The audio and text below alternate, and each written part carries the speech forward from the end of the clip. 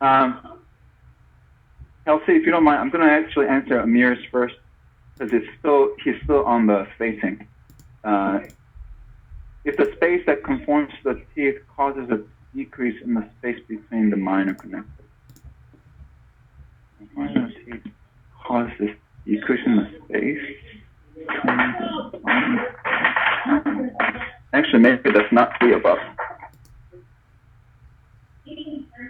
So this is what I'm picturing, Amir. Pardon my drawing. Rest with the minor connector.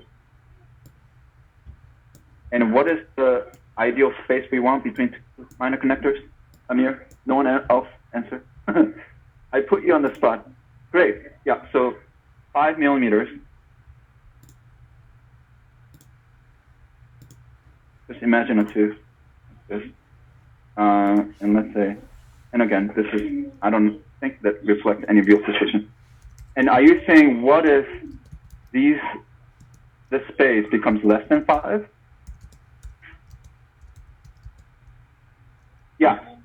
Yeah, so plating is one option where the reason we want to have this sufficient space is this becomes a little bit easier for patient to keep it clean.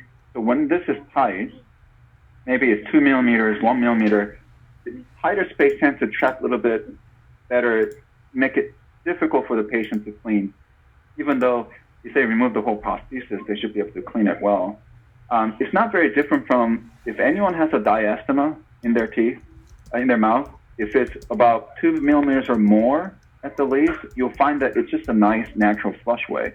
Whereas even if it's like 0.1 or 2 millimeters of a diastema, you find food getting stuck all the time, which becomes very annoying, but also kind of causes basically issues around the tooth. So in that case, you could certainly plate. It doesn't change the fact that it's still a food trap, but by plating it, you don't have this kind of issue with a small window becoming a nice food trap for the patient.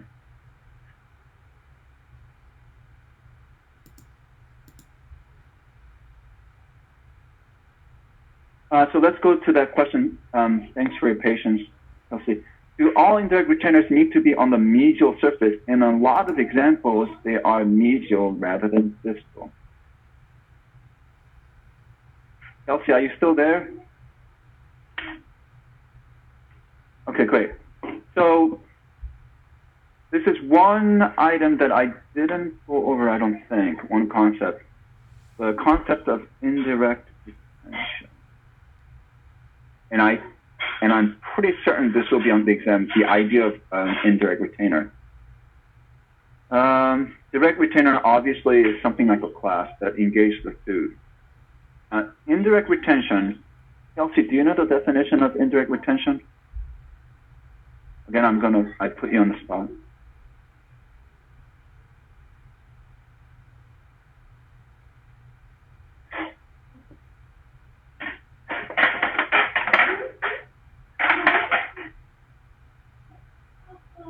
Take your time, Kelsey.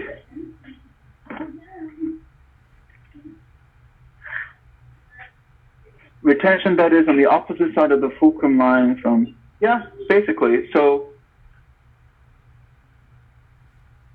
let me see if I have a drawing with a good example here. Oh, here's one.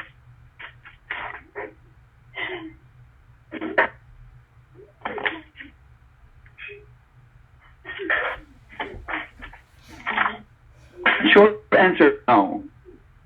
Not all indirect retainers are on the medial side. However, they're all anterior to the fulcrum line, which may be a kind of obvious thing to say, but so let's have an exercise here. What arch is this? I'm just gonna go through the sequence that I mentioned to you guys. We went over. Obviously, mandibular arch. What candidate classification is this one? Okay, because we've got bilateral edentulous area, okay? Any modification? 0, great. So if you look at some of the reviews that Dr. Ferone has created, she basically has a very nice recipe book for each classification. And she will say for candidate class 1, you should only have certain number of retentive class. You should have this, you should have that, etc. Okay? So if none of these made sense this morning, that is another source you can use to really help. Obviously, candidate classification, you only need 2 class. That's why we see class on either side. It then shows error here with lattice retention. Now, when you look at the fulcrum line being distal most, which is mesial causal of these 2 teeth, this around the fulcrum line, this is the type of rotation the prosthesis will have. So in order to minimize or even eliminate that, we need something called indirect retainer. And where do we have indirect retainers here? Well, where should we put it? If this is my fulcrum line, sorry about my offer line there, where should we put the indirect retention ideally? Indirect retainer on 21, 28, yes, that's where I have it. Ideally somewhere perpendicular, 24, 25, yep. And it needs to be, second aspect is that we want to have the indirect retainer furthest away from the fulcrum line. So again, this is where I mentioned, if we had, based on that idea, if we have indirect retainers here, does that work theoretically? Absolutely. Is this practical? How would you find this if you're wearing this? Oftentimes patients will have a hard time, very uncomfortable because it's like smack in the middle of 5 people told me my mic was unmuted, right? So you have all the space on either side. It's It's symmetrical, but your mic. there's not much of a symmetry to it because it's I smack don't know in the what middle. Dr. Choi is talking about. So, this is where They there's heard no real it. science based on Not this. everything, but I think when we were moving things inside and I had it on my side, it unmuted. So that we whole decided to conversation, put like, indirect coming in. retainer away from the fulcrum line. When you so said that the water was fulfills so good, that I was like, first I don't know what aspect. Dr. Choi Is it entirely farthest when away, you talk, or is it cuts the other perpendicular person. even? Not really, So but we ended up putting, in this design example, on tooth in front of it. Could we have put indirect retainers as a cingulum rest on the canines? Absolutely.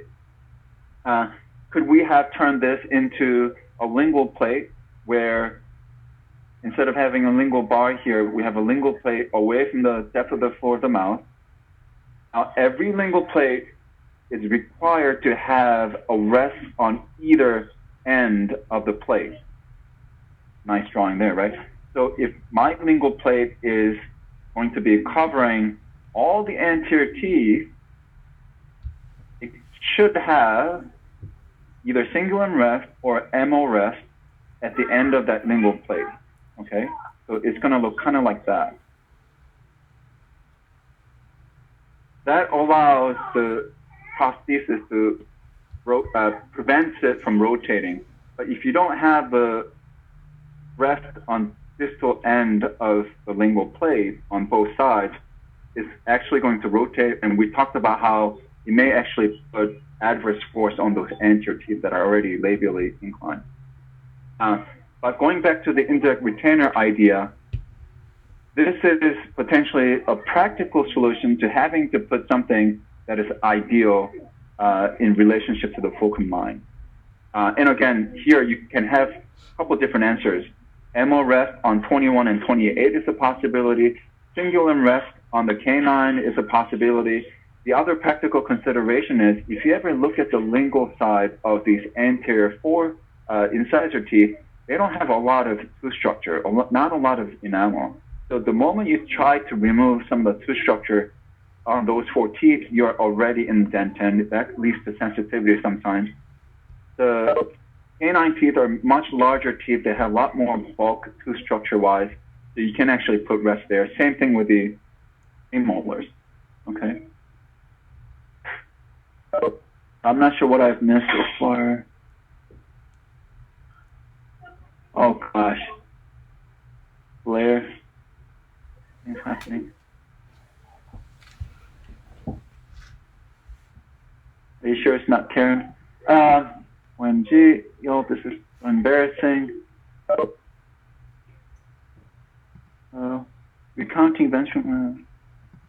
In this example, if you want to use MRS on first premolars due to minimal preparation, could you get by with just one? Both absolutely necessary. So, Ilana is asking, can we just do one indirect retainer instead of both? Is that what you're asking? Okay. Yeah. So the answer is yes, you could get away with it or get by. And those two phrases are not my favorite usually, because that means we're kind of getting away from ideal. We do want to have both, ideally, okay? Because if you have only one, the rotational force is only supported on one side. Now, if you give me a reason, for example, oh, the patient has a lot of wear on this tooth on this side, so we can't really prep this tooth. That could be one valid reason that forces me to put indirect retainer only on one side. And I'm fine with that. And again, you should have a valid reason why you want to consider a deviation from ideal treatment. Patients oftentimes prefer symmetry. So if you have it on one side and not on the other side, and you could have put one there, the patient is going to be finding that a little bit strange, especially with the tongue.